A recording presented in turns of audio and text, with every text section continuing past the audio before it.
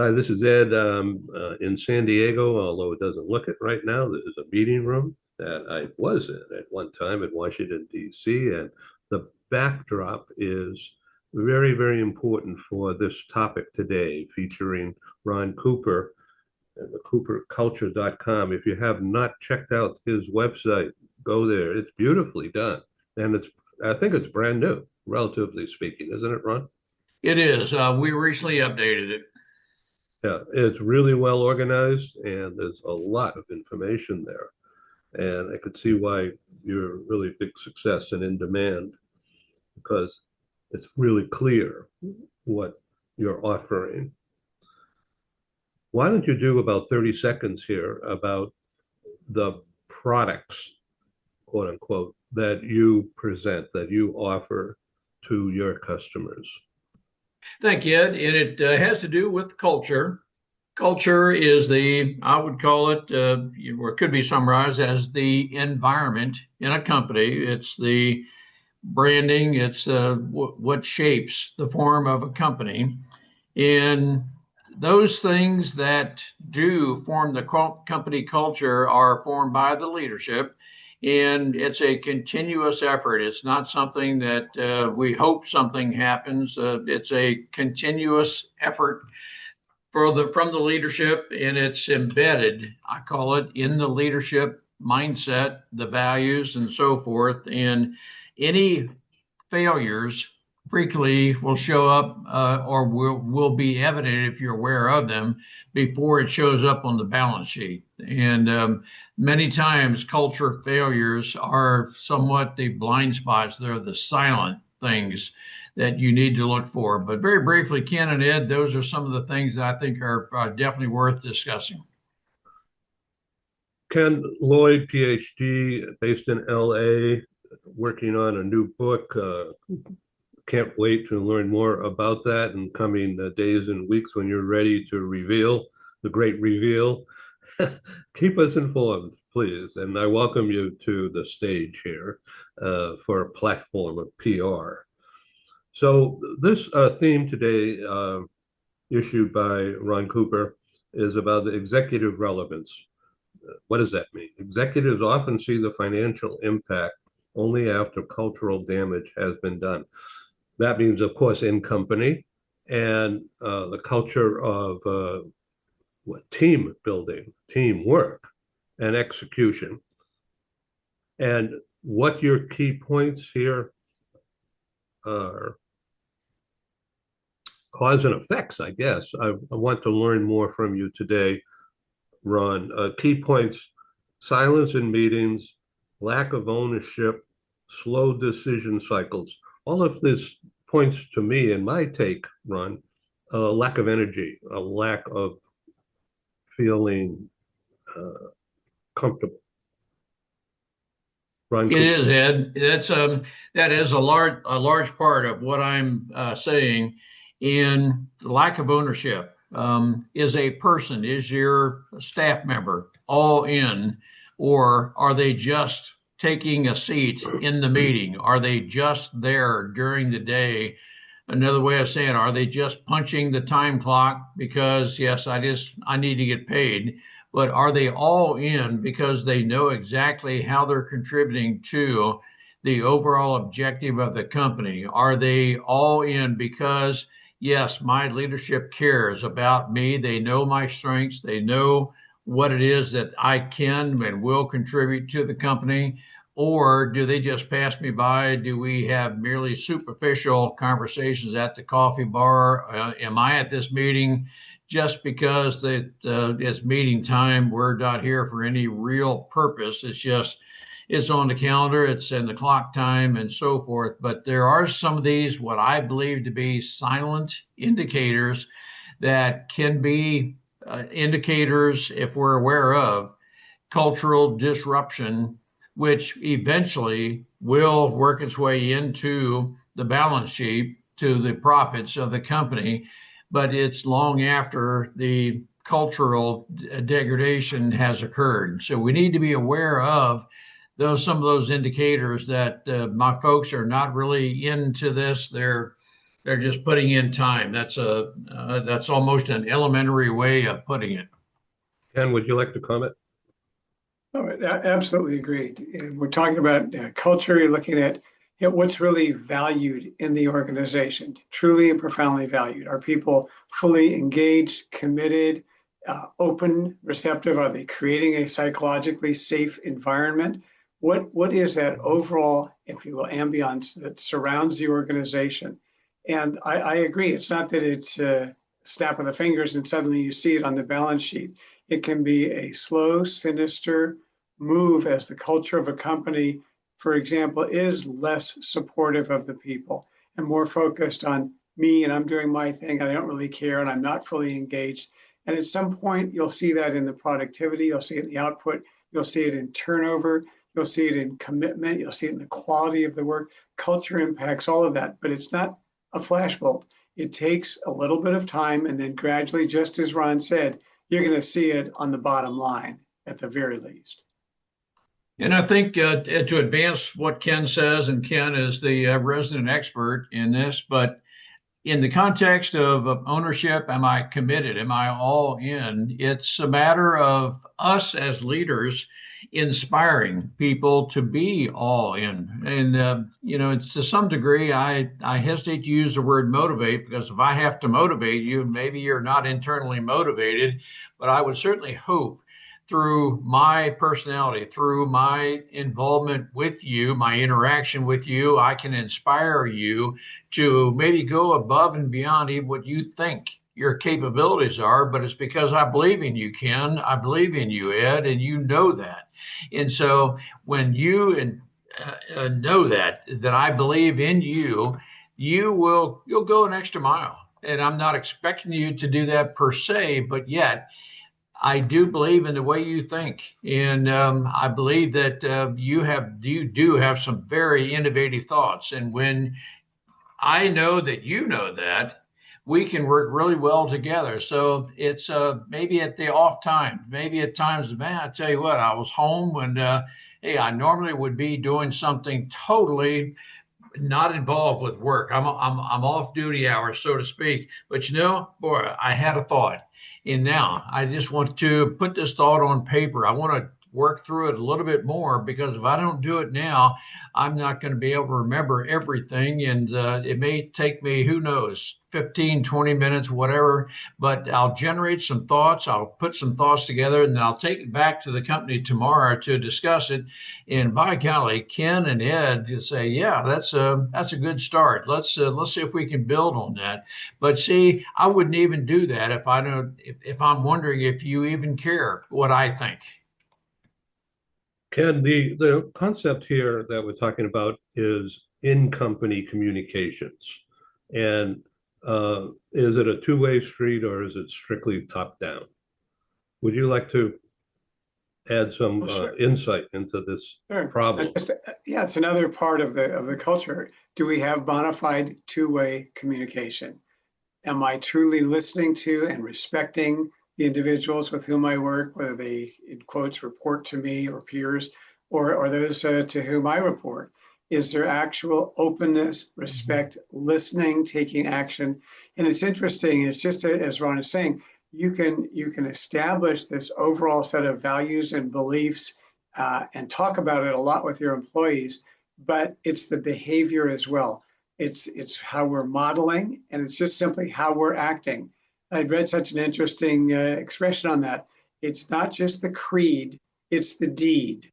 So as we look at it, it's not just that belief system. Yeah, we're talking all about the culture. We're acting in a way that truly demonstrates respect for the employees, two-way communication, building them, focusing on their success.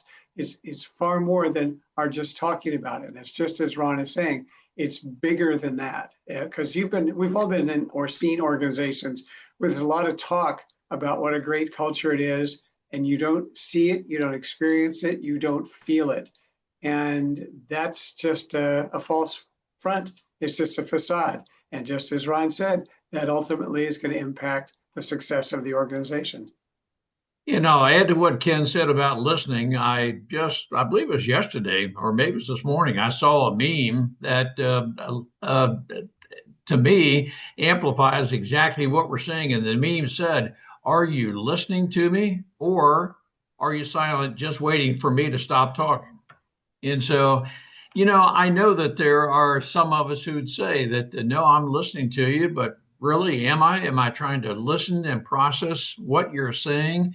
Or am I really just looking for the opportunity to express to me, express to you what my thoughts are? And there's a big difference between that being silent, listening, because I really do want for you, Ken and Ed, to know that genuinely I'm here to listen to you. I want to process what you're saying, and I value the way you think. And when that comes across, that's a part of the foundational aspects of a great culture.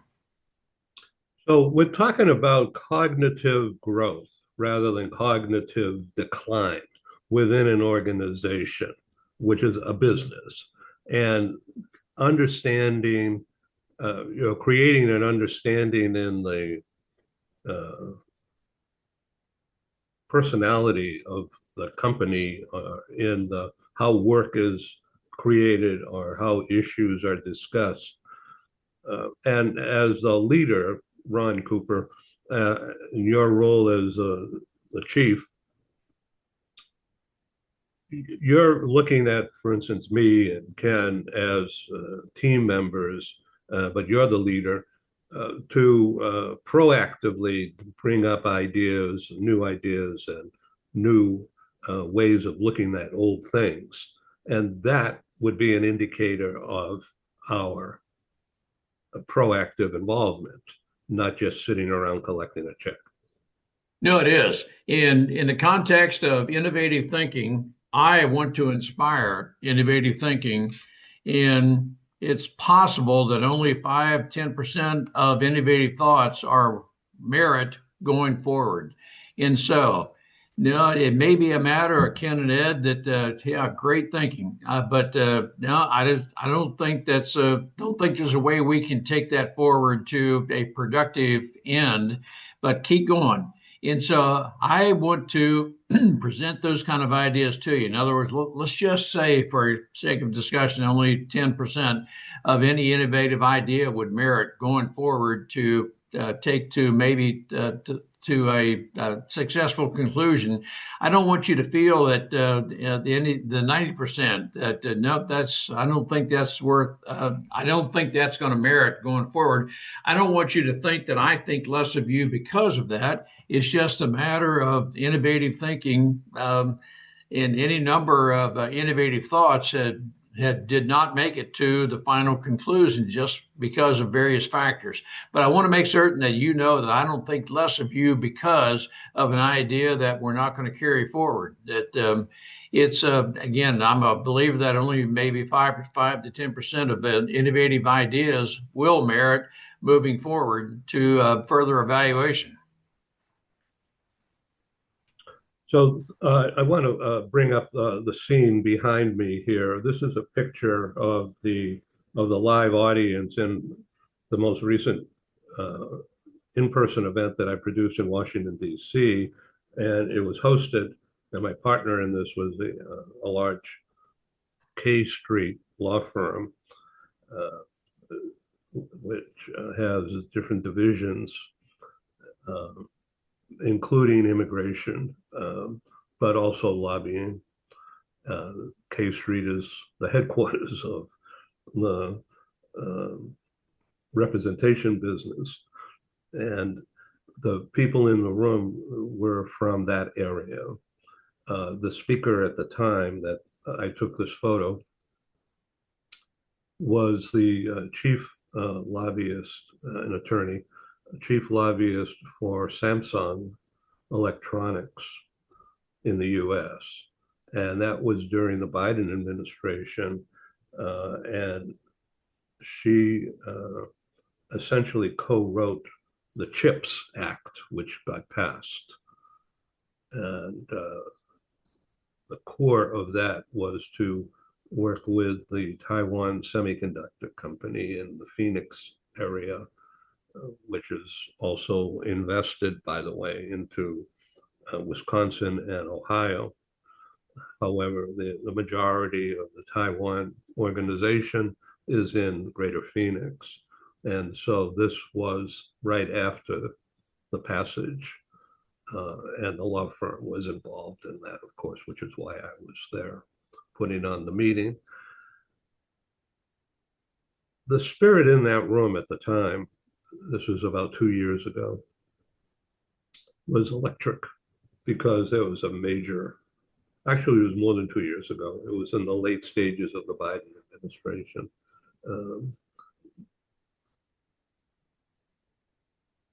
it was electric because there's so much action, so much investment uh, post-COVID, and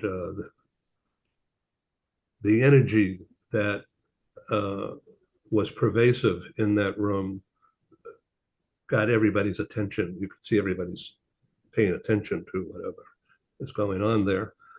And that's why I want to use this picture for that, because the notes that you sent over, Ron, says that the portrayal is that I'm taking away from your notes about today's topic is that ain't happening. Okay. And so before you see that evident, and therefore you want to change it and do something about it, it's like a slow death or something, a slow walk, a slow decline of interaction and idea exchange, creativity. You can see it if it's not going on. Is that correct? Yes, I'm very curious, Ed. Would it be a fair assumption you did not know a whole lot about this law firm before you went there? No, they have been speakers in my London series that I produced at the Global Trading Bank, HSBC, and their London headquarters. Uh, and they brought in partners from across Europe. My specific contact is in Washington. And the reason I'm asking you that, you defined the atmosphere, the culture of this room as electric. They would now I interpret the word electric as energized. They are all in. And if I'm assuming correctly how you characterize the term electric, do you know who was responsible for that and how that came about? Because it has everything to do with culture. Yeah, so my partner in this was head of immigration for this international law firm, Mayor Brown, and she has previously been a speaker at several of my Washington, D.C. events uh, prior years, prior to COVID slamming into my meetings and events business on or about March 1 of 2020, 6 years ago. And so I asked her to stage this meeting, and because she had all the contacts, I didn't. But I knew how to throw a meeting. I knew how to organize an event and get various speakers. So I had speakers from the government, and meaning from an HR point of view, uh, from different agencies, including the IC, and Department of Labor, and the other law firms on the street in the neighborhood. They brought staffers from different congressional officers into that room.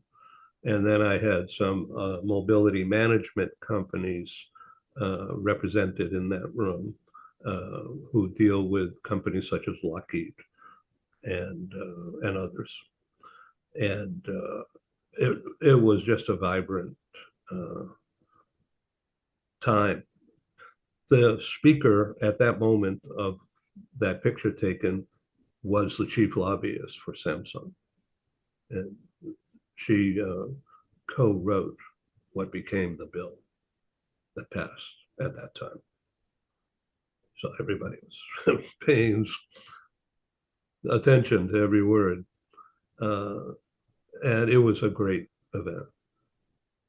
Yeah, and I would say that Ed, the culture that you're describing is one that I'm not just here sitting in a seat, looking at my watch to determine when this time is going to end, but rather it's an opportunity to learn from and through each other, it would seem, and that's a lot to do with the right people and the right culture, where we're here to learn together.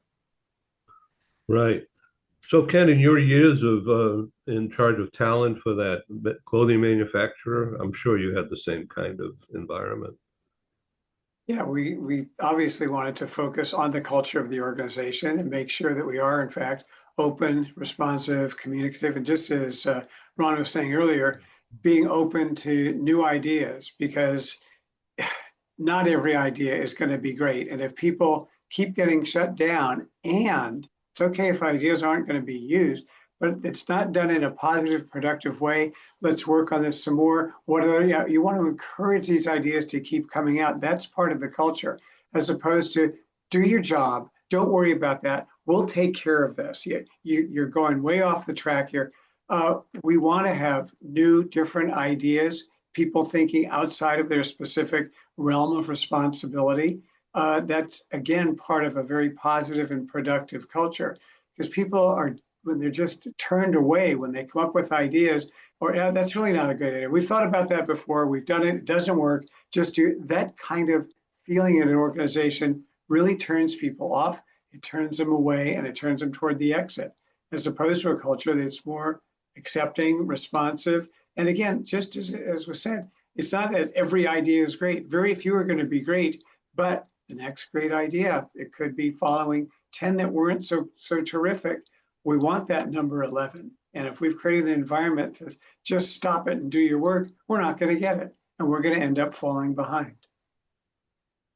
Ken, I'm going to advance what you just said, because it seemed like it was just a few words, but yet it triggered a thought. We've done or said that before.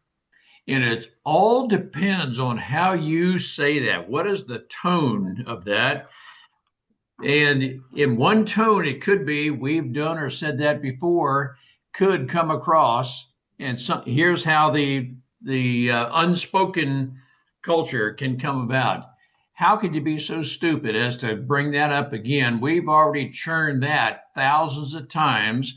There's nothing new in what you're thinking. And if it comes across that way, the introvert particularly, you're going to shut that person down. You won't get any more inputs from that person.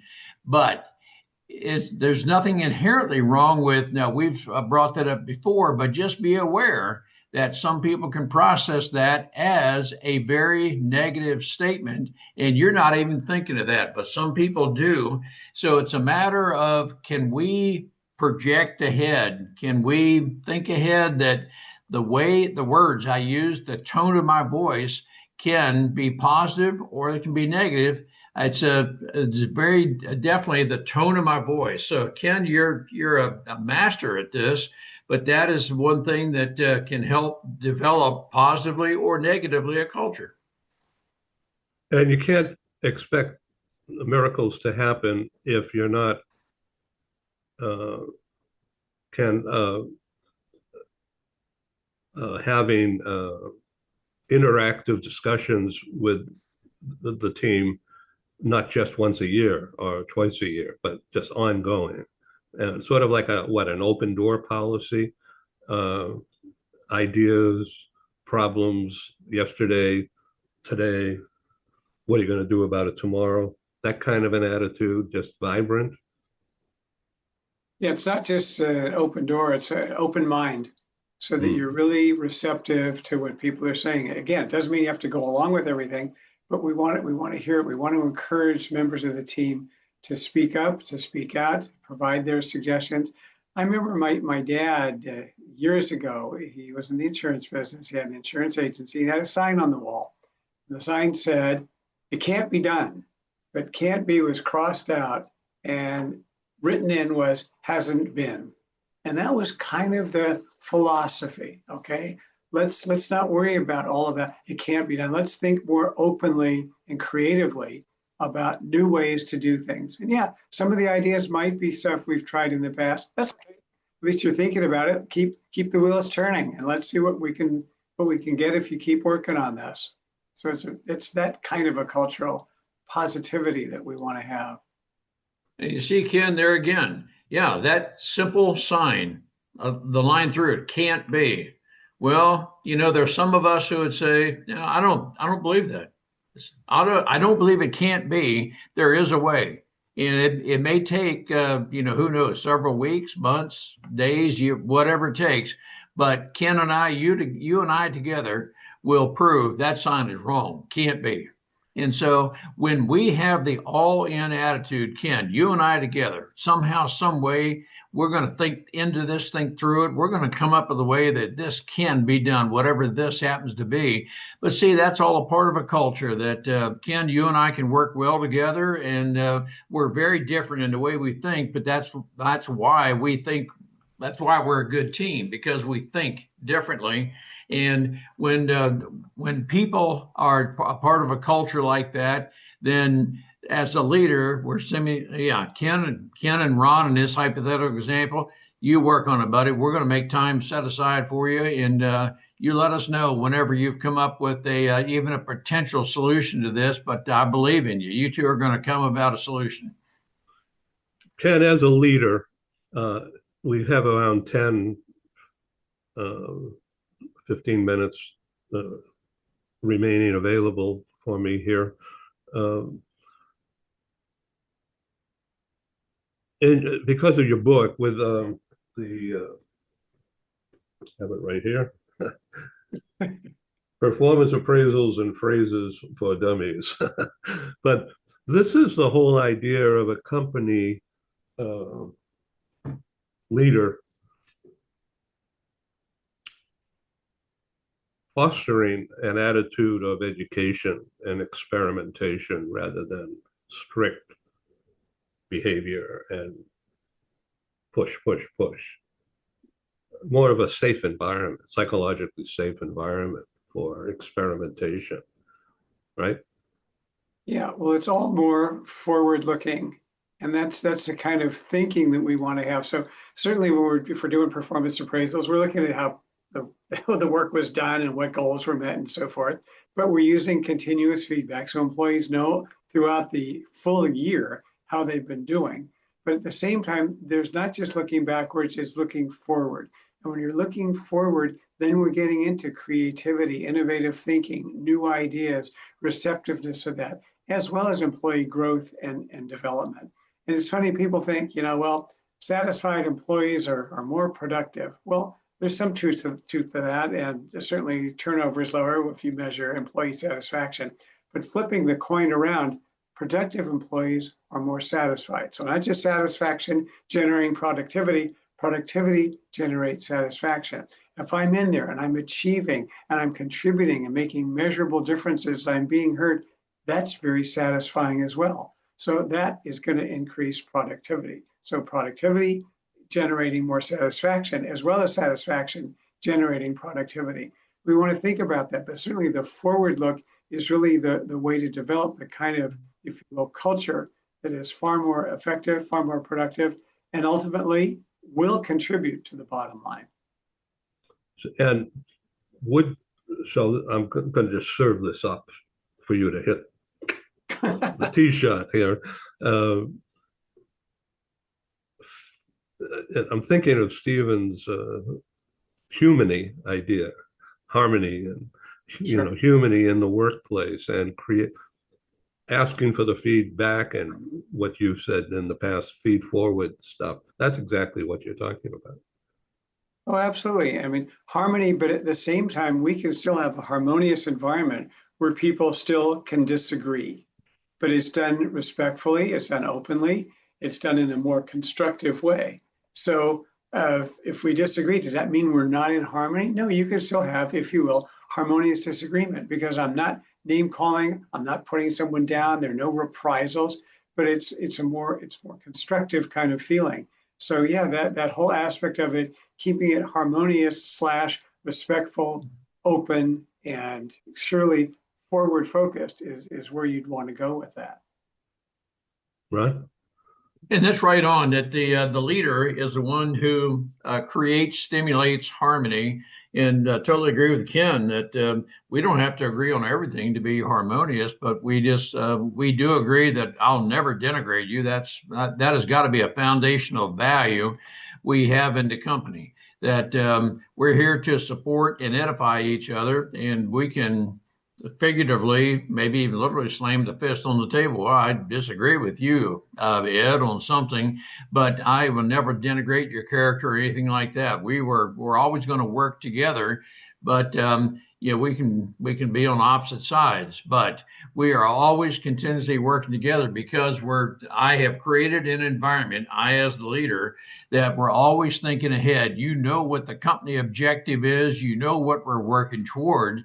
And when you know what it is we're working toward and you know exactly how you contribute to that, we're always working together. And again, through innovative thinking, that's how we have harmony in an organization, even though we disagree on what I call peripheral matters. TheCooperCulture.com.